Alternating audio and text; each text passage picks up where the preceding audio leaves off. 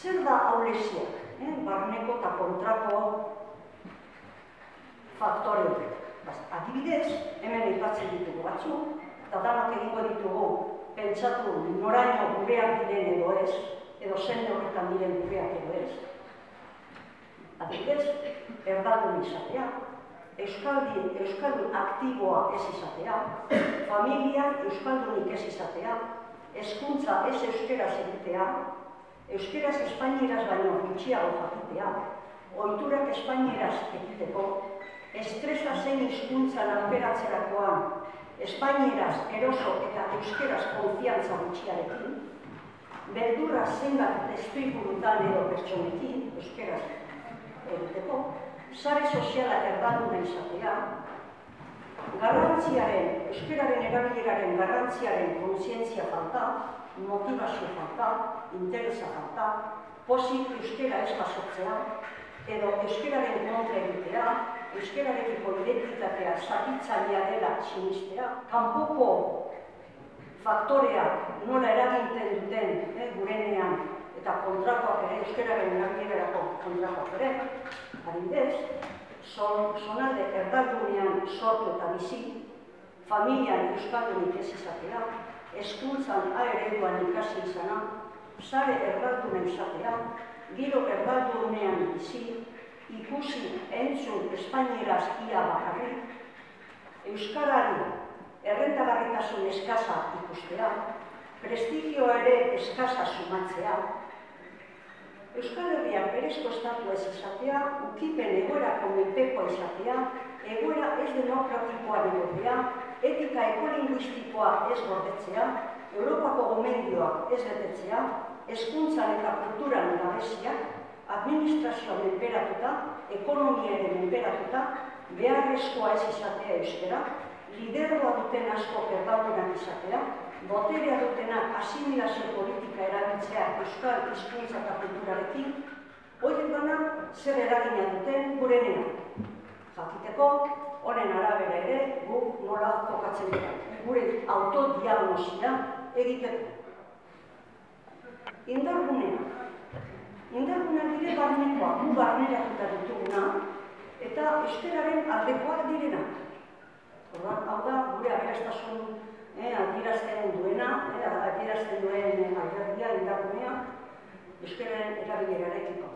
Adibidez, euskaldun aktiboa izatea, euskeraz, espainieraz baino gehiago edo hainean jakitea, bai formalki, bai informalki, familia euskaldun izatea, hezkuntzan D ereduan ikasi izana, unibertsitatean ere euskeraz ikasi izana, sare soziala euskalduna nahi izatea, izatea ere baita nahi izatea ere bat, euskararen indarberritze eta biziberritzearen aldekoa izatea, motivazio integratiboa gehien bat izatea, baita instrumentala, komunikatiboa eta bat, baina gehien bat integratiboa.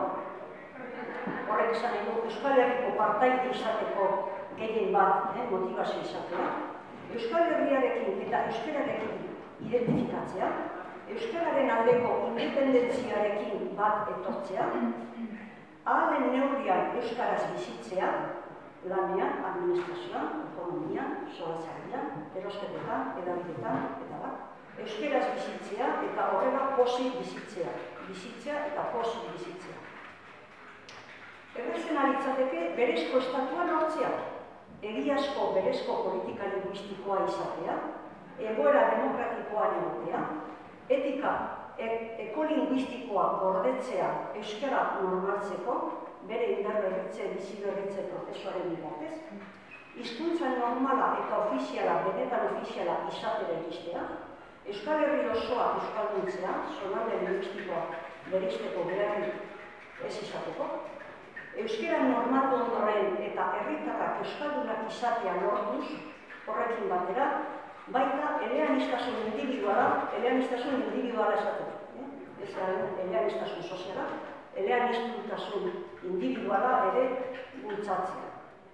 Daude zonalde politikoak, Espainia eta Frantzia estatuen menpekoak direna, adibidez erkidegoa, Nafarroa, iparraldea.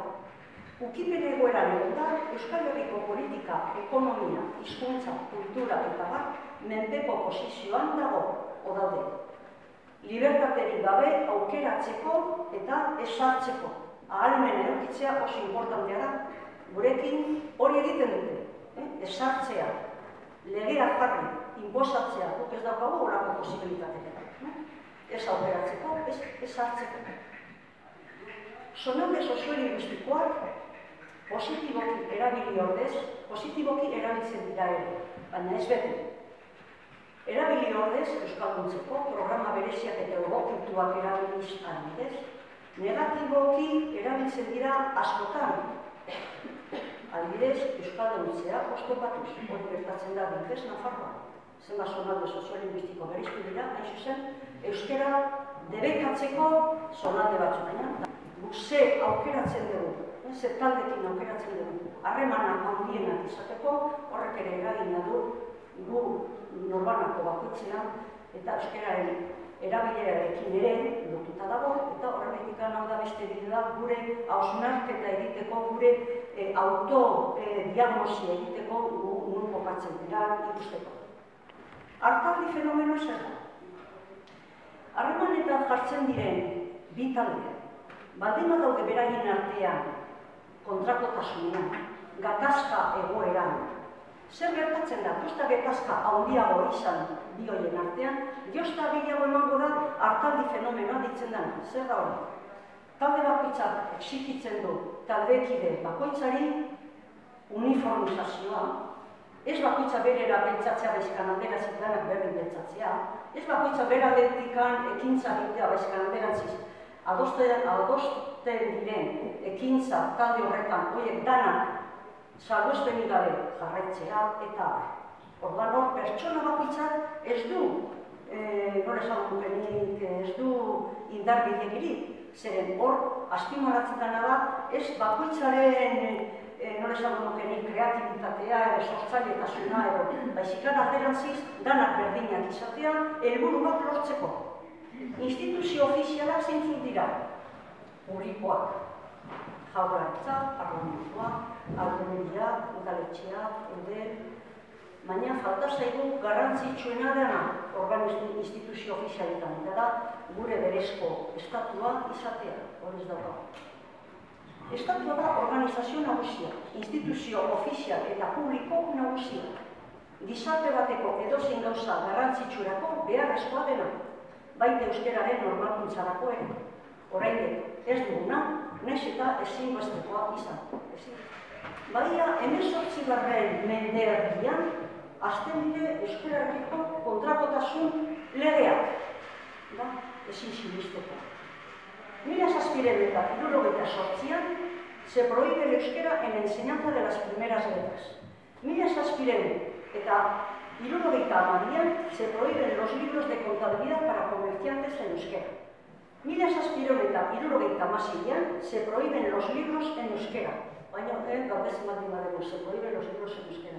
Ze liburu gutxi euskeraz ditugun ordukoak gutxi ez da. Nola izango ditugu asko, olago legepean, baldin bagine. Pentsatzen dezute, posible dela?